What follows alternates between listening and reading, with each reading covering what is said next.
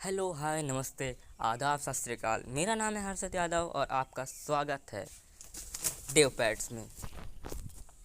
ये शो जहां हम करते हैं एजुकेशन की बात एंटरटेनमेंट के साथ। आज हम अपने पाइथन बेसिक पाइथन सीरीज़ का लेक्चर नंबर 3 करने जा रहे हैं, पाइथन इनपुट एंड आउटपुट। अगर आपने अभी अभी शुरुआत करी है पाइथन प्रोग्रामिंग में और आपके पास लैपटॉप, डेस्कटॉप, कंप्यूटर नहीं है, तो आप इसे अपने फ़ोन और टैब से भी कर सकते हैं और अपनी एक बेसिक अंडरस्टैंडिंग को डेवलप कर सकते हैं पाइथन के लिए। तो चलिए शुरू करते हैं। आज हम अपना लेक्चर नंबर 3 में पाइथन के इनपुट और आउटपुट को समझने जा रहे हैं। तो हर चीज़ के लिए हमें पहले उसके बारे में जानना ज़रूरी होता है, इसीलिए हम पहले इसका इनपुट और आउटपुट के बारे में जानेंगे। उसके पहले एक और चीज़ पता होनी चाहिए कि हाँ, ये इम्पॉर्टेंट क्यों है जानना। इनपुट और आउटपुट जानना इतना ज़रूरी क्यों है, तो इसका एक सिंपल सा आंसर है, ये बेसिक चीज़ है। पाइथन प्रोग्रामिंग अगर आप कर रहे हैं तो बेसिक है, इसके बिना आपका प्रोग्राम तो चल जाएगा मगर किसी काम का नहीं रहेगा। जैसे कि हमने अपने पिछले लेक्चर में वेरिएबल्स एंड डेटा टाइप्स में पढ़ा था, उसमें वेरिएबल्स के जाने बिना हमारा जो है फंडामेंटल था, उसके बिना प्रोग्रामिंग हो ही नहीं सकती थी।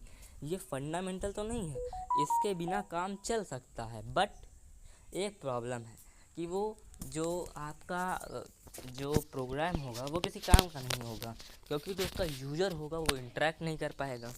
उसमें जो एक कैलकुलेशन होगी वो एक प्री डिफाइंड कैलकुलेशन होगी, जो कि हमेशा चलती रहेगी टिल इन्फिनिटी। उसमें ना कोई चेंज किया जा सकता है और ना वो कभी अपना आउटपुट दिखाएगा किसी को।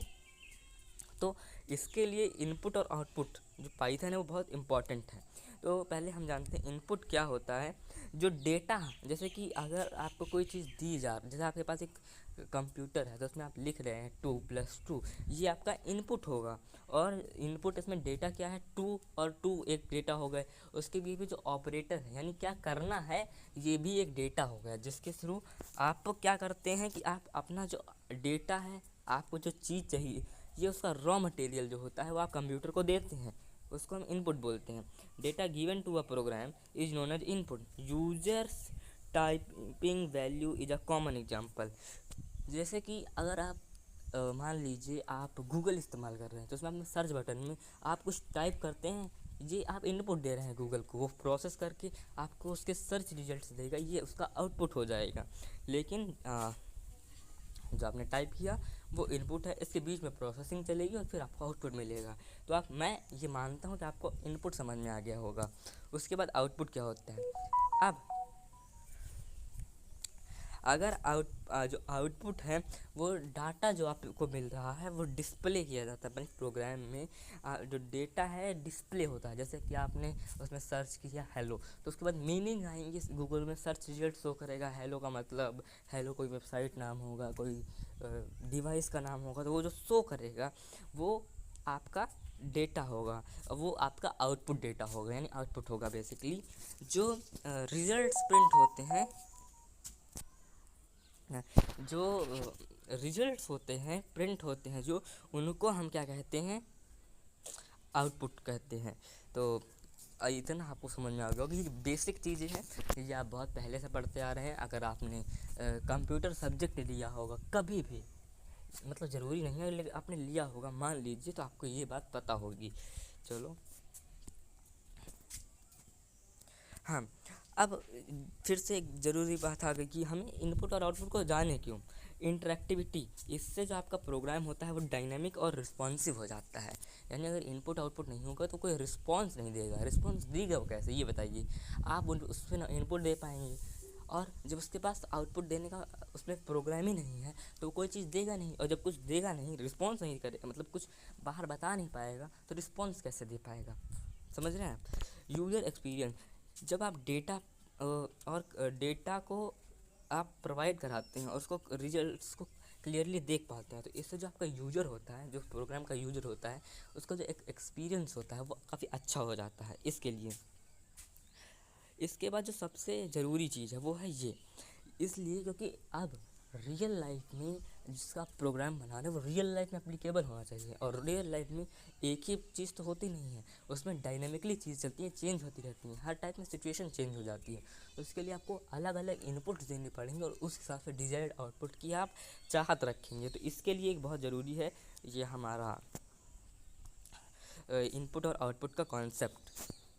इसके बाद पाइथन में इनपुट और आउटपुट।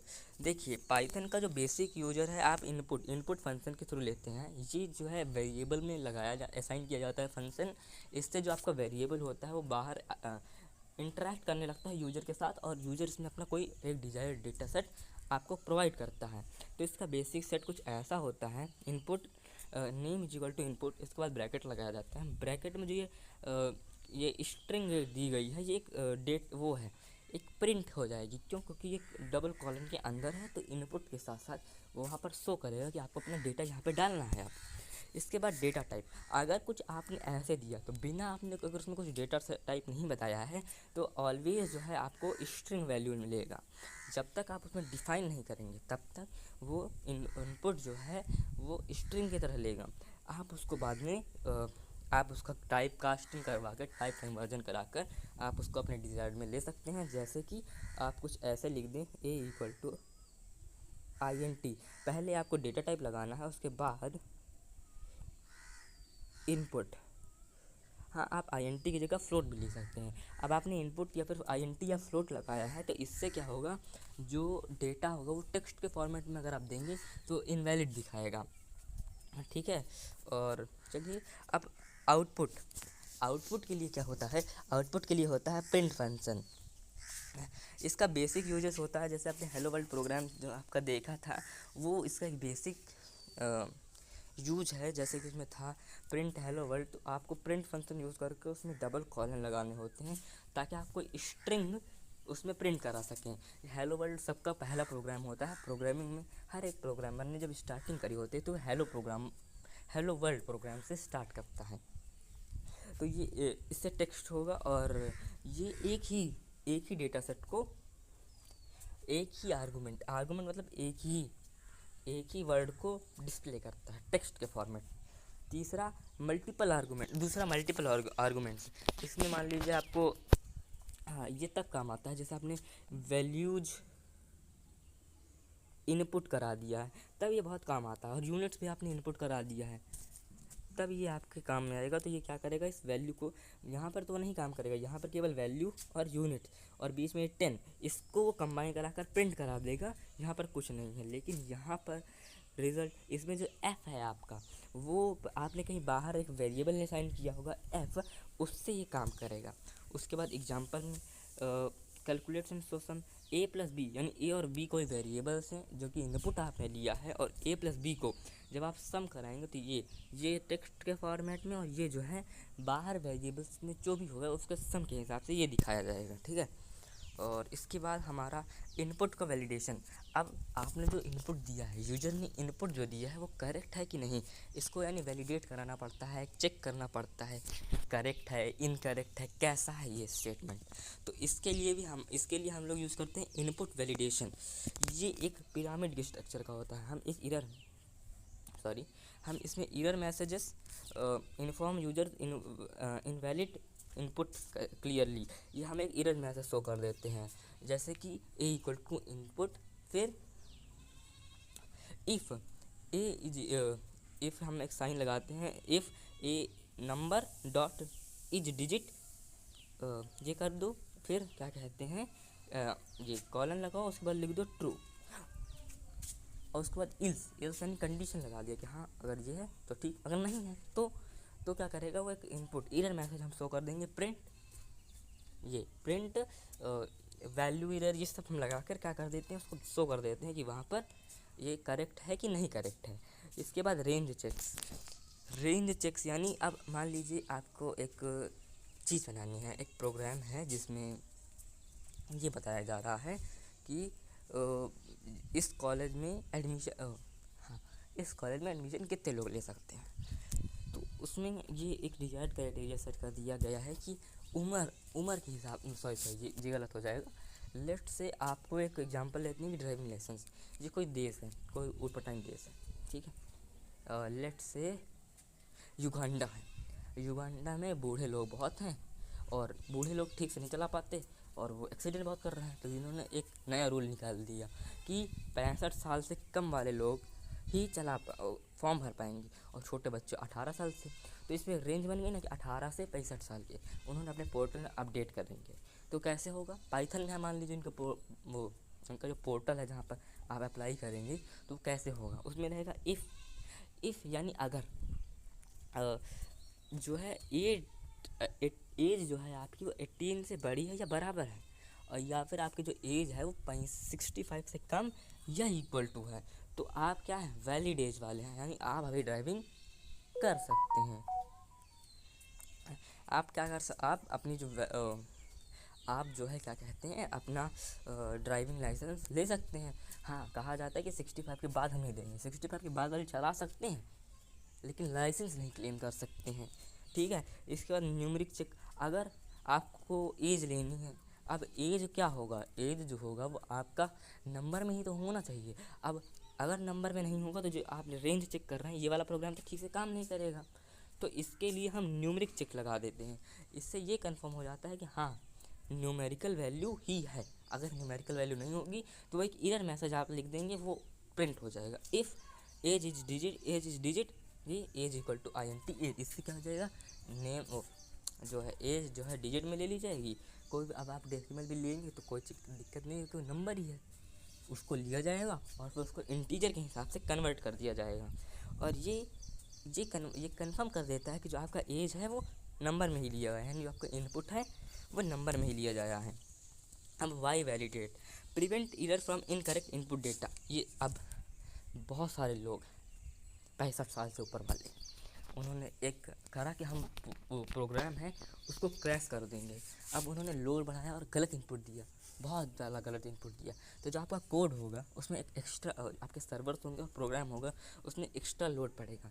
तो इससे क्या होता है कि कोड में कई सारी एरर्स आने लगती हैं। उसके लिए हम लोग यूज़ करते हैं वाई वैलिडेट। इसमें कई सारे होते हैं, मतलब गलती से इसमें मतलब आगे एक स्लाइड है वो गलती से आ गई है, वो हम आगे पढ़ेंगे। तो उसके लिए ये होता है, इससे क्या होता है कि इनपुट अगर कुछ ऐसा आएगा तो कई बार क्या होगा कि जो आपका क्रैशेस करेंगे तो क्रैशेस में कई बार गलत इनपुट की तरह से वो अंदर आ जाता है और इससे क्या होता है, एरर्स हो जाते हैं, बहुत बड़ी बड़ी एरर्स होने लगती हैं। तो ये वाई वैलिडेट क्या करता है, उन एरर्स को प्रिवेंट करता है। फिर ये है ये आपको आगे पढ़ना है लेकिन चलो अभी बता देते हैं आपको। Error handling with try except, यानी अगर एरर को कैसे हैंडल करना है, ये जो होता है एरर वाई वैलिडेट हो, जो वैलिडेशन होता है इनपुट, उसमें तो ये क्या कर लेता है, उसमें वो डायरेक्ट रिफ्यूज कर देता है। तो हो सकता है कि इससे जो आपका यूजर एक्सपीरियंस हो वो ख़राब हो जाएगा, क्योंकि उसने मना कर दिया और कोई मैसेज एरर इनकरेक्ट एरर, तो ये अच्छा नहीं लगेगा ना कि इसने बताएगा कि बिना प्रोसेसिंग इसने दे दिया, ऊपर से ही बाहर से ही निकाल दिया। तो इसके लिए एक होता है ग्रेसफुली हैंडल एक्सेप्शंस इन कोड प्रिवेंट प्रोग्राम क्रैशेस। ये प्रोग्राम उसमें हो सकता है कि प्रोग्राम जो है क्रैश हो जाए, लेकिन इसमें ऐसा नहीं होता है, ये अच्छे तरीके से लेता है। फॉर एग्जांपल उसमें था गार्ड दरवाजे पे खड़ा था और आप गए और आपके पास इनविटेशन नहीं था तो इसने वहीं से लौटा दिया। ये क्या करता है, ये जाता है इस वाले दरवाजे से अंदर जाना है, आप यहाँ तक गए, ये क्या करता है आपको बगल वाले दरवाजे भेज देता है और वो क्या होता है, उससे ऐसे आप निकल जाएंगे। तो उसने डायरेक्टली मना नहीं किया लेकिन आपको अंदर भी नहीं जाने दिया, तो इससे ग्रेसफुली आप उसे लड़ भी नहीं पाएंगे, इस तरह में आप उससे हाथापाई कर सकते। इसने क्या किया, उसे रोका नहीं, उसे बाहर का रास्ता घुमा के दे दिया। उसे लगा कि वो अंदर जा रहा है लेकिन वो बाहर चला गया, इससे कोई दिक्कत हुई इसको नहीं, प्रोग्राम में कोई क्रैशेस आएगी नहीं, अब कोई मुठभेड़ होने के चांसेस होने ही नहीं वाले। इसके लिए दो होते हैं, ट्राई और एक्सेप्ट वैल्यू रहा। ये जो है ये वो कोड होते हैं जिसमें हो सकता है कि वैल्यू एरर हो जाए, तो ये सारे प्रकार की वैल्यूज़ एरर, जितने टाइप की वैल्यू एरर है सबको ले सकता है। लेकिन एक्सेप्ट वैल्यू एरर, इसमें एक स्पेशल प्रकार की एरर होती है, उसी को ये हैंडल करता है। तो इस तरह से अब इसके लिए तो थैंक यू, और हम आगे जा रहे हैं अब अपना जो है प्रैक्टिकल्स करने। तो हाँ, तो हम आ गए हैं अपने इसमें, इसको एक न्यू फाइल में करते हैं। न्यू फाइल का नाम रखते हैं lec3.py। ओके, हाँ, तो ये आ गया। अब हम पहले इनपुट लेंगे, एक बेसिक इनपुट लेंगे। ये हमने एक वेरिएबल लिया, इसको हमने असाइन किया। हम असाइन कैसे करेंगे, पहले क्या करते थे हम 93 दे देते, तो एक ही वैल्यू 93 हो जाती थी बाय डिफ़ॉल्ट। अब हमने क्या किया, इसमें ले दिया इनपुट और ये लगा दिया, हो गया काम। ठीक है, इसके अंदर हमने मान लो उसे बताना है सामने वाले इंसान को कि ये किस लिए है, तो इसमें क्या करना है, इंटर इनपुट। ये हमने एक छोटा सा मैसेज भी प्रिंट कर दिया, इसका मतलब मैसेज दे रहे हैं इसमें क्या करना है, यूज़र को क्या करना है। ठीक है, तो ये हमने मैसेज दे दिया उसको, इक्वल टू int इनपुट। अब हमने जो इनपुट दिया है वो क्या है, ये प्रिंट ए ओप्स प्रिंट ए, और साथ में हमने क्या किया, लिख दिया प्रिंट टाइप ए। अब हम इसे क्या कर देंगे, Ctrl+S सेव हो गया। अब हम इसे रन कराएंगे, तो इंटर इनपुट, हमें इनपुट क्या देना है, मान लीजिए हम ले दिया नंबर डालते हैं, तो उसमें आपको हमने 90 दिया, 90 प्रिंट करा दिया उसने, यानी हमारा वेरिएबल में वैल्यू स्टोर हुई और उस वैल्यू ने एक बॉक्स बना दिया, उसमें 90 स्टोर कर दिया। हमने एक, ये क्या करता है, एक स्टोरेज क्रिएट करता है, स्पेशल स्टोरेज, उसको नाम दे देता है ए, और उसमें जो इनपुट लिया उसको जाके क्या करा देता है, स्टोर करा दिया, उसको हमने दिया प्रिंट। अब प्रिंट फंक्शन क्या करता है, उस वेरिएबल में झांक के देखता है और क्या करता है, उस वैल्यू को निकालता है और हमें यहाँ पे प्रिंट कर देता है। अगर इनपुट में हमने ये नहीं टाइप किया कि हमारा डेटा टाइप क्या है, तो बाय डिफ़ॉल्ट क्या करता है, कोई एरर ना दिखा के वो सीधे सीधे लिख देता है कि एक स्ट्रिंग है, तो मतलब टेक्स्ट में अभी जो आपकी 90 की वैल्यू गई है वो क्या है, एक स्ट्रिंग। यहाँ पे आपको पता चला। अब हमने क्या किया, अब हमने लिखा कि x इक्वल्स टू, क्या करा, int ए। अब इससे होगा क्या, इससे जो आपकी वैल्यू, सॉरी ए एस हो गया गलती से, हाँ हाँ, अब हमने इनपुट दिया 45, तो क्या हुआ, प्रिंट नहीं करा है ना हमने एक्स को, print x, print type x. अब ये सेव कराया, अब देखो क्या होता है, थोड़ा, ये हमने लिखा 34, ये हमने किया, पहले उसने टेक्स्ट की तरह लिया, फिर उसने टाइप कास्ट करा दिया और क्या बना दिया, इंटीजर बना दिया। अब वो नंबर्स के फॉर्मेट में इनपुट ले रहा है, बट एक इसमें एरर हो नहीं सकती क्या, अगर उसने मान लीजिए इनपुट में क्या दे दिया, इंटर इनपुट का मैसेज आया, उसने हमें दे दिया, उसने लिखा RFFG कुछ भी है मान लीजिए, तो ये क्या करेगा, स्ट्रिंग की तरह टेक्स्ट लिया लेकिन एरर दे दी कि नहीं। अब इससे क्या होगा, अगर बहुत सारे लोग ऐसे ही करें तो जो हमारा प्रोग्राम है वो ख़राब हो जाएगा और सर्वर्स पर एक्स्ट्रा लोड पड़ेगा। ठीक है, तो हमने क्या किया, हमने ये किया, इफ़ ए इज डिजिट, एक सेकेंड, इसका नाम क्या है, एक सेकेंड प्लीज़,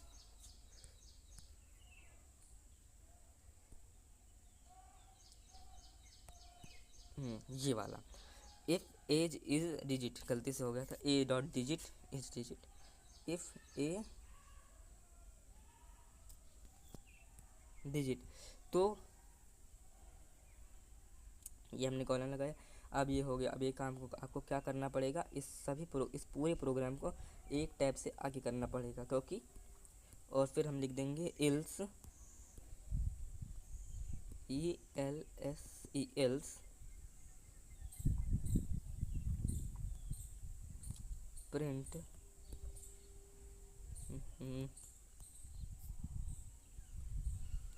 प्रिंट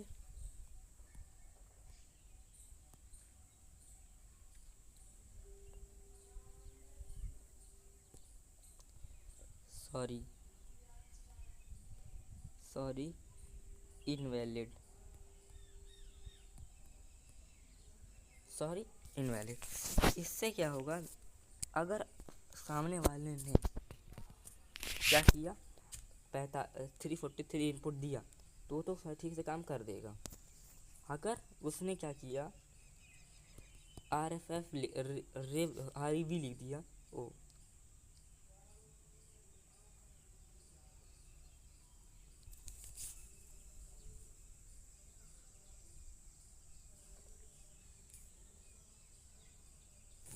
कुछ तो दिक्कत है इसमें।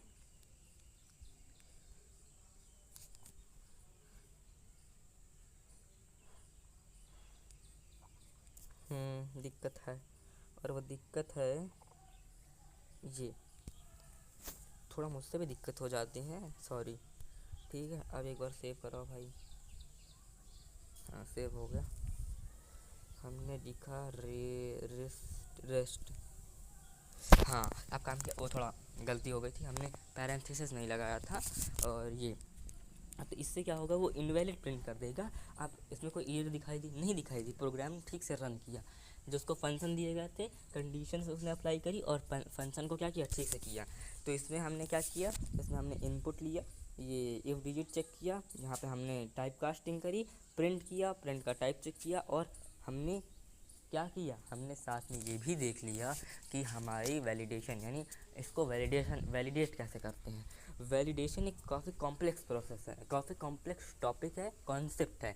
इसके लिए इसमें हम अच्छे से नहीं समझा सकते। इसमें हमने आपको एक छोटा सा नमूना दिखाया है, और ये जो इसमें हमने जिस तरह से वैलिडेशन किया है, ये कंडीशंस के थ्रू वैलिडेट किया है, हमने इनपुट को चेक किया है। इस तरह से वैलिडेशन नहीं किया जाता है, उसमें अलग, हाँ, तो उसमें अलग अलग प्रोसेसेस, वैल्यूज़ और अलग अलग चीज़ों को डाल के देखा जाता है, और वो काफ़ी कॉम्प्लेक्स टॉपिक है, तो उसको हम इसमें समझा नहीं सकते। तो उसके लिए एक अलग से क्लास आएगी। एक्चुअली में लेक्चर नंबर वो डेटा सेट्स और क्या कहते हैं उसको, नाम नहीं याद आ रहा, डायरेक्टरीज़ होती हैं। उसके बाद इसका हाँ, ऑब्जेक्ट ओरिएंटेड प्रोग्रामिंग, उसके पहले आपको ये बताया जाएगा। ठीक है, तो आशा करता हूँ आपको ये सब समझ में आ गया होगा। और क्या एक ही थॉट है, dream big, work hard, never ever give up. इसके साथ आज की क्लास को हम यहीं पर एंड करते हैं। और अब जो हमारी ये वाली स्लाइड है, इसका एक्चुअली मतलब है हम आपके जो टाइम है उसको अप्रिसिएट करते हैं। आप हमारे साथ बने रहे, इसके लिए हम आपको शुक्रिया अदा करते हैं। और साथ में ऐसे ही आप पाइथन को सीखते रहिए, वो बहुत पावरफुल लैंग्वेज है। एआईज़ बनाई जा सकती हैं, इसका काफ़ी बड़ा स्कोप है। तो इससे आप एआई कभी एआई नहीं बना पाएगी, ऐसा मैं नहीं कहूँगा, क्योंकि कई लोग कहते थे क्रिएटिव काम नहीं कर पाएगी, वो सब कर रही है, मगर इसका एक काफ़ी अच्छा स्कोप तो रहेगा ही। कुछ चीज़ें हैं जिनमें एआई लैग कर रही है, हाँ, हो सकता है कि उन्हें भी अचीव कर ले, लेकिन कई नई जॉब्स क्रिएट हो जाएंगी, ये मैं मानता हूँ। इसके लिए हाँ, पाइथन की ज़रूरत पड़े या ना पड़े वो मुझे नहीं पता, बट एजुकेशन कभी भी वेस्ट नहीं जाती है, कभी ना कभी तो काम आएगी ही। तो इसके लिए आप इसकी जो ये पावरफुल इनपुट और आउटपुट कैपेबिलिटीज़ हैं आपने सीखी, अपना फीडबैक हमें दें, हम उससे इम्प्रूव करेंगे। हम हर दिन चाहते हैं कि हम अपने आप को इम्प्रूव करें, तो इसके लिए प्लीज़ कमेंट करिए। और थैंक्स फॉर वॉचिंग।